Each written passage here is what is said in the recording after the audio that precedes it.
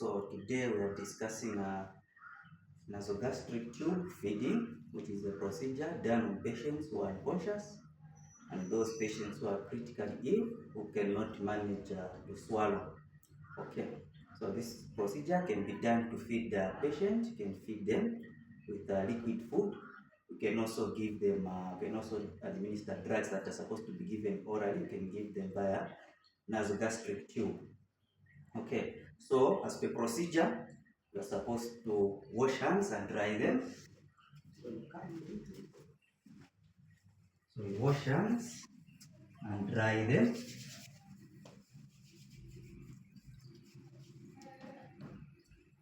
After washing hands and drying them, okay, you go to the patient. Good morning, madam. Okay, so my patient is unconscious. Okay, so the name of my patient is Sweet Potato. So, Madam Sweet Potato, I'm student number 2 from School of Nursing. I've been advised to come and feed you via the NG tube. Can I go ahead? Okay, so my patient is unconscious, but I'm able to communicate with her. All right. Is there anything that I can do within the ward? Okay, thank you very much. Again, I'll go wash hands and dry them with soap nicely. Okay. After that, I'll go to my patient. So, as you are doing NG tube feeding, you find that you need to make sure that the NG tube is in situ. And also, an NG tube, there is a mark that was marked to show you that the NG tube has not moved from its original size. So, the first thing is that you are going to check, okay, it is in situ. Okay, after that, you need to aspirate. Okay, if you have a litmus paper, you can use a litmus paper. You aspirate the gastric content, use a litmus paper. If it turns into red, it means you are in the stomach. Okay, so since I don't have a litmus paper, I'll just get a syringe. Okay,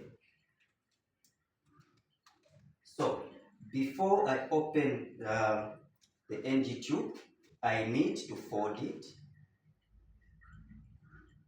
You need to kink it so that you don't allow air to enter.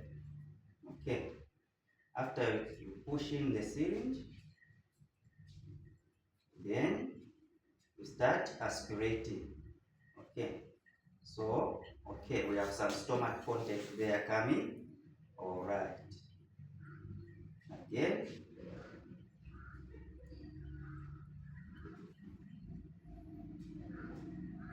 Kink it, then you close. Okay. After that, I'm going to feed the patient. So I'm going to use an incontinent sheet. If you have a bib, you can use a bib. This will help to prevent soiling the patient. Okay. So when you make sure now that the NG tube is in situ, that's when now we start feeding. So I'll get a big syringe. It's the one that I'll use to feed the patient. Okay. Remember, you don't use a plunger to push. Okay. So what am I going to do? Again, I'm going to fold. So you make sure that the food that you're giving to the patient, before that, it should be covered like the way it was. Okay. So first, I'm going to fold the NG tube. After folding the NG tube, I'll connect the syringe. Okay. So after connecting, I'll get water. Okay. So I'll get water. After getting water, I'll push some water. Pour some water. After pouring some water, I'll let it run. Okay.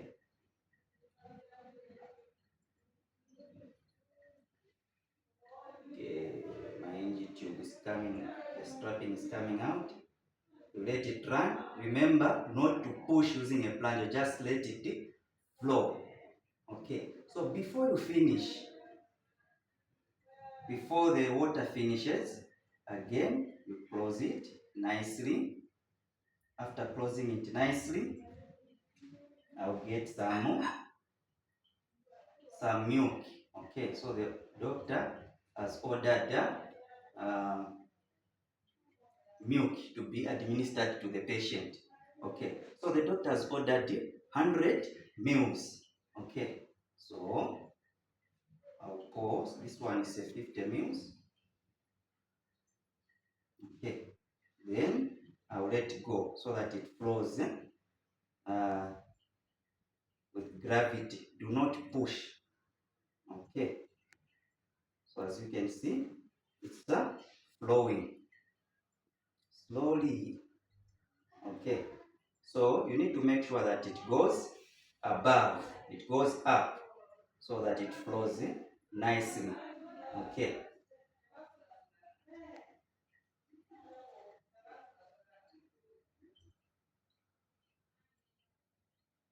before it finishes again, you pour some more milk or porridge if you are using porridge. Okay, so this one is the last one.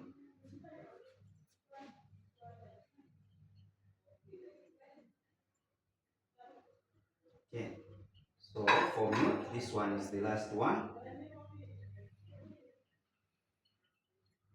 Before it finishes again, you kink it, you pour some water again.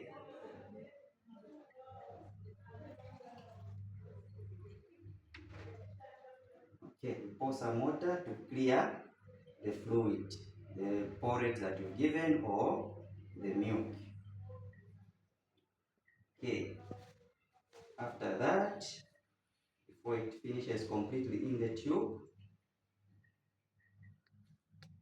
you close it down. Okay, so you close it. Remember,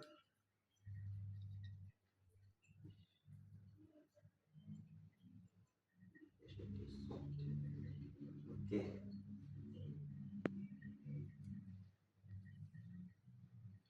after closing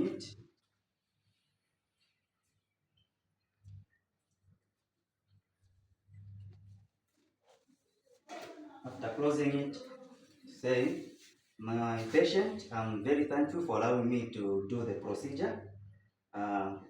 Thank you very much. After that, you need to document on the feeding chart or the fluid balance chart. And thereafter, you need to clear the instruments, you clean the instruments and report to the ward in charge. Remember, each and every procedure, you need to wash the hand before and after the procedure. It's a mark. So I'm going to wash hands. Wash hands with soap nicely.